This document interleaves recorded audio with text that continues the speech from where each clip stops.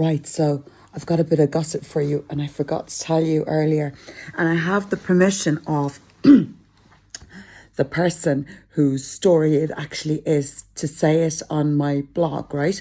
So this is the deal: owning our own bags of shit as they happen, and to be truthful always, especially to ourselves, right? And so this is the crack.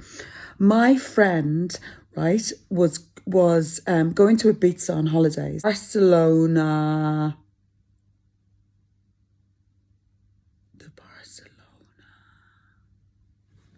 Right, we're going to call him the Barcelona Boar for all intents and purposes, right? Because that's a BB. So anyways, my friend, last year, she was going to Ibiza and she stopped off. No, it wasn't last year. She's going to... Let me start again. The gossip. Last year, my friend was on a layover in Barcelona. She went into a restaurant and she thought, oh my God, lovely restaurant. She sat down on her own. She's no problem doing things like that. I'd be mortified now. I wouldn't be able to go into a restaurant like that on my own. No, God, no, I'd rather stuff my face in my room. Anyways, she likes to do that. She likes to dine out, right? So she was dining out, and the next thing, this guy came in, right? Really good looking fella, Spanish fella, and his dad had a neck breather.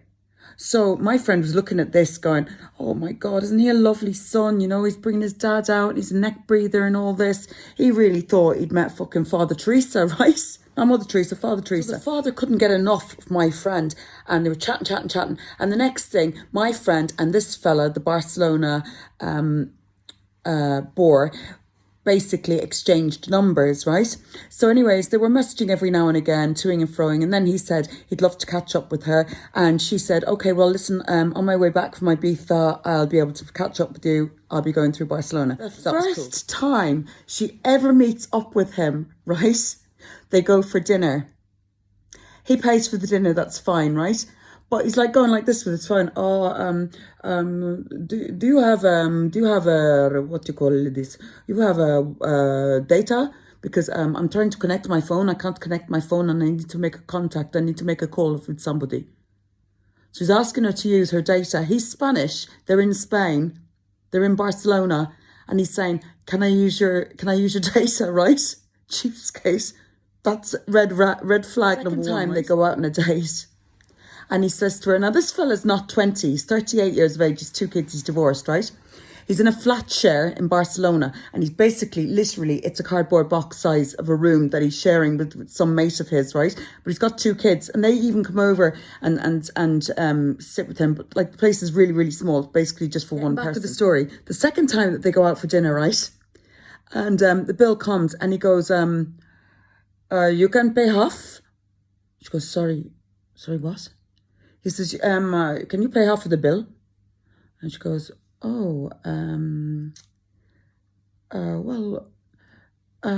okay, yeah, sure. The next time they meet up, it's her birthday.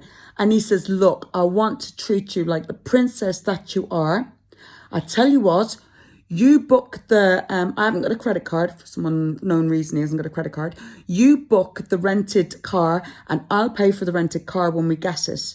And she went, oh, okay, fair enough, right? She goes to Spain. She gets the rented car.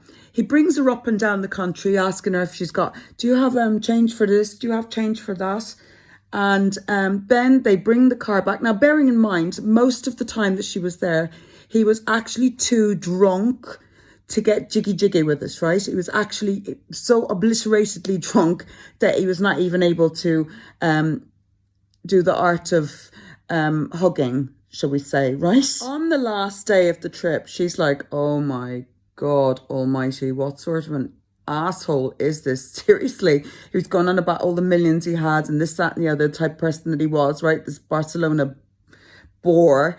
And basically, his name is like, it sounds like the biscuit Oreo, but it's spelled differently, but it sounds like the biscuit Oreo. So he drops her back to the airport and he says, listen, I'm going to keep the car for another day, all right? And then I'll return it to the people. She goes, oh, right, okay, yeah. Right, okay, fair enough. And I'm going to pay for it. She goes, okay, fair enough. Goes back to Dubai. The next thing, she gets an email and a call. Hi there, you still have to pay for the car. And also the damages that were incurred on the last day, you have to pay for those damages as well. So in total, you owe us about, I don't know, 600 euros, something like that, right? Now my friend has gone back to Dubai. She's thought, okay, well, that was a bit of a, I don't think he's my cup of tea whatsoever. But you know what? I'm going to end this on a good note. I'm just going to say to him, look, let bygones be bygones.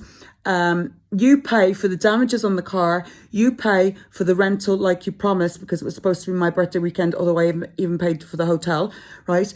And then we'll call it quits. And then I'll just keep him as a friend or whatever. She tries to contact him. He doesn't pick up the phone.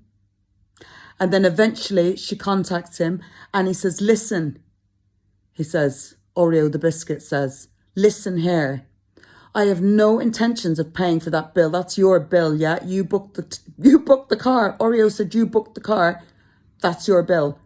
Now, the best I'm going to do is I'm going to pay half of it and you're going to pay the other half. And she's like, what are you talking about? Well, there's damage done to the car and I'm being charged for it. He says, look, that's take it or leave it. And he says, do me a favor, don't contact me again. You don't know who you're dealing with. The message I'm trying to get out there, guys, is, all right, I'm not saying that a woman has to be treated like a prince. No, I am saying a woman must be treated like a princess. But this guy needs to be outed as the asshole that he is. If you meet anyone in Barcelona whose name sounds like the biscuit Oreo, then run a fucking mile. He's 38 years old. He's living in a cardboard box and he scams women for money. And that is not even half of the stuff. And he gets so obliteratedly drunk on her tab that he can't even speak, right? He's an absolute joke. And I'd just like to say, Happy New Year, Oreo biscuit.